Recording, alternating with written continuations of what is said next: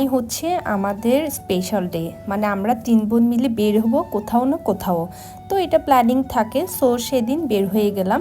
তো বের হয়ে হচ্ছে আমরা চলে যাচ্ছি, প্রথমে একটু শপিং করব, দেন হচ্ছে আমরা খাওয়া দাওয়া করব, ঘোরাঘুরি করব। তো আমরা প্ল্যানিং করছি সিআরবিতে যাব, বাট আনফর্চুনেটলি প্ল্যানটা অন্যদিকে চলে যায়।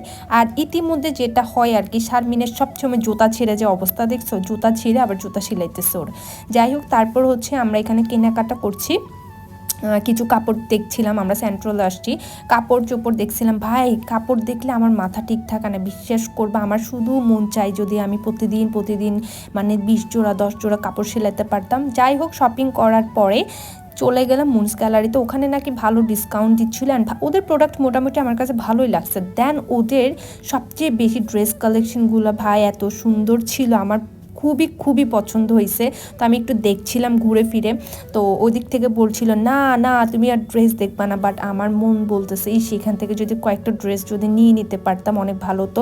ওদের এই প্রিন্টের শার্টগুলো আমার বেশ পছন্দ হয়েছে, খুবই সুন্দর ছিল শার্টগুলো, না দেখতেও কিন্তু সুন্দর। তারপর ছিল জুতার কালেকশন, জুতা ছিল মোটামুটি, ব্যাগসও মোটামুটি অনেক শেষ হয়ে গেছে। দেন এই যে ড্রেসগুলো তোমরা দেখো খুবই ট্রেন্ডি, এখানে আমি কয়েকটা কালার দেখছিলাম, কোন কালারটা আসলে ভালো লাগে, প্রত্যেকটা প্রিন্টেরই অনেক বেশি সুন্দর ছিল। তো এটা ছিল, তারপর নিয়ন কালারটা আমার বেশি ভালো লাগছে, যেহেতু আমি কখনো নিয়ন কালারটা ট্রাই করি নাই, চিন্তা করলাম যে কখনো না কখনো নিয়ন কালারটা ট্রাই করব। তারপর বেশি হচ্ছে একদম পশ লাগবে ব্ল্যাকটা পরলে, লিটারেলি ব্ল্যাকটা এত বেশি সুন্দর ছিল, মানে আমি জাস্ট দেখছিলাম আর ভাবছিলাম, মানে একটা না একটা তো নিবো চিন্তা করছিলাম, বাট ওখানে ইচ্ছা করছে তিনোটা কালার নিয়ে নেই। তারপর জুতার সেকশনে চলে গেলাম, ওরা খুব সুন্দর সুন্দর জুতা আনছে।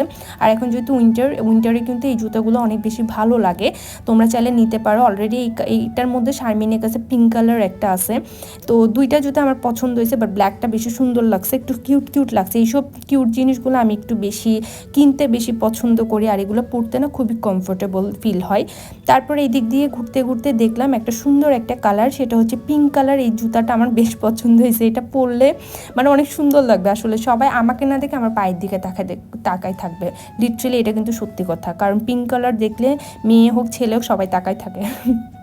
যাই হোক, তারপর হচ্ছে এই যে আমাদের কেনাকাটা শেষ, আমরা শেষ করে এখন সেন্ট্রালের নিচের দোকানগুলোতে চিন্তা করলাম কিছু খাওয়া দাওয়া করবো, বাট এত ডিসঅ্যাপয়েন্টেড হইলাম, গেছিলাম ফুচকা খাবো বা কিছু, বাট তারপর চিন্তা করলাম না একটু হেভি কিছু খাই।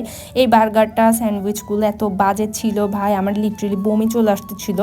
তো যাই হোক, এরপরে চিন্তা করলাম কি করব, টাকা দিয়ে নিছি, খেয়ে ট্রাই করি, কিন্তু ব্রোস্ট চিকেনটা পুরো ময়দার, মনে হচ্ছে ময়দাকে মানে জাস্ট গুলে আমাকে দিয়ে দিছে এরকম অবস্থা। এরপর আমরা প্ল্যানিং করি চলো শিল্পকলায় চলে যাই, শিল্পকলায় চাটা খাবো।